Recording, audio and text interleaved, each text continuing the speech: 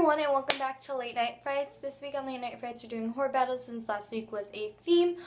So I'm going to be battling House of Wax versus The Orphan. These are two movies that I think are both really good, solid horror films, which, yeah, so you know the drill. I'm going to give a brief plot on both of the films first before I get into the battle. The plot of The Orphan is about this couple, and they just lost their baby. The wife had a miscarriage, and they already have two kids, Max, and I forgot the boy's name. Max is a girl. She's very young. I think she's like around 7 or 8. I'm really not sure.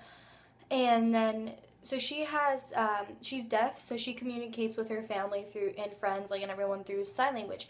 And I forgot the son's name, but basically they have two kids. I think the son is like maybe 12, 13, 14 years old, around that area. Really upset about the miscarriage, and so they go to this orphanage, and this orphanage is like run by nuns, and so there's a bunch of it's like a girl orphanage, and there's a bunch of little girls, and they're all together, having fun, doing their thing, and then they notice this one girl who's very, an outsider. She's an outcast compared to the rest of the girls. She's by herself, very reserved, and they, I guess she sticks out from the rest of the kids. Well, she definitely does, because she's definitely an odd child. She wears a choker and then two little bracelet straps, and then her hair's like in pigtails. So, and I think she's like 12 years old, and so they adopt that girl. Her name is Esther, and they think, we're gonna adopt her. So they adopt her, and they take her back to their amazing house. They have an amazing house, and Esther seems like a really nice, likable child, and she really adapts easily to the house. She plays the piano really well, and the parents like her, and the kids, like the girl really likes her, Max, and then the boy, he doesn't know how he feels about her. I think, yeah, you can get that vibe off of him. Pretty much, little by little, the mother starts noticing these changes in Esther. She's becoming a lot more odd, and she is just doing these weird things that you see. You as a watcher knows what she's doing, but the parents really don't. The wife knows everything, that pretty much she knows that Esther is like not normal. There's something wrong with Esther. And Esther's doing, she kind of takes Max, the younger girl, under her wing, and tries to convince her and help her do all these bad things. She does a lot of bad things in this movie. I'm not going to say any of them because they're spoilers and you should check out the movie. But pretty much Esther tears his family apart, and the wife was a former alcoholic, so the husband believes that his wife is going crazy. She's just drinking alcohol, and she doesn't know what she's talking about.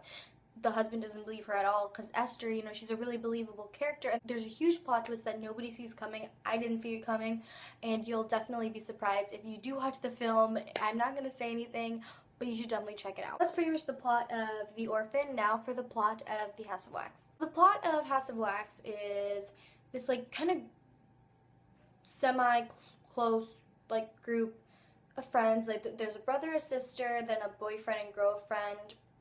Yeah, I think it's a brother, a sister, another guy, and then a boyfriend and girlfriend. Which the girlfriend is played by Paris Hilton. I don't know, I think she did pretty good in this movie. A lot of people didn't like her performance, but I thought she was pretty good. This group of friends are I forgot what they're doing, but they're just traveling through this. While they're traveling, they go through this really secluded town. It's a very odd town. It's pretty much, there's no one living in there. And while this is happening, they're getting followed by this truck. They keep noticing this truck that they see. So they end up staying in this town because, so they stay there, and then so they pitch a tent and everything happens. Then it just goes downhill from there. The people in the town, there's these, I believe, 3 brothers, I think, that just start torturing these people and killing off the characters one by one. And the reason it's called House of Wax is because pretty much everyone in the town is wax. It's really random. This movie is a remake from the original. I haven't seen the original. I really would like to. Pretty much that's the plot. They just start getting killed off by these brothers that are really creepy. They do torture these people, and it's a really creepy movie, and I really, really like it. So now let's get on to the battle. Round 1 is story, so I'm probably going to have to go with The Orphan. Yeah, so The Orphan I think was really good, had a really cool story. Round 2 is originality, which movie I think was more original. Well, I mean, this wasn't really hard for me, honestly. I think The Orphan was more original. Just because, House of Wax kind of, even though it has a really cool idea, I mean, it's still, the same type of concept. A group of friends go out somewhere, blah, blah, blah, yada, yada, yada. You could fill in the blank. Round 3 is the acting and the actors. So I think the acting was really, really good in both of these films. But, I mean, I'm going to have to give it to The Orphan. Yeah, so round 3 goes to The Orphan because it's just an amazing, I mean, the acting by the little girl, I forgot the actress's name. If I remember the actress's name, I will probably leave it right here. I'll look it up or something, and I'll leave it right here so you can see the actress name who played Esther. She did a fantastic job. It's just, especially when you know, like, the plot twist, you just really appreciate her as an actress, and not being such like a really well-known, popular actress at the time. I think she did a really, really good job, playing this role, and you really got to see that in the performance. It was just fantastic, and the acting was good in House of Wax too, but I just have to give it to The Orphan. It's already like 3-0, so a 6th round, because I still think that House of Wax might win. I don't want to just give it all the way to The Orphan, so round 4. Round 4, let's see. The kills goes to House of Wax because there was no, I think the kills were way, way better in House of Wax. They were really creepy, especially, spoiler alert, Paris Hilton's death was on point, fantastic. Round 5, since I'm adding a 6th round, I'm gonna add killer.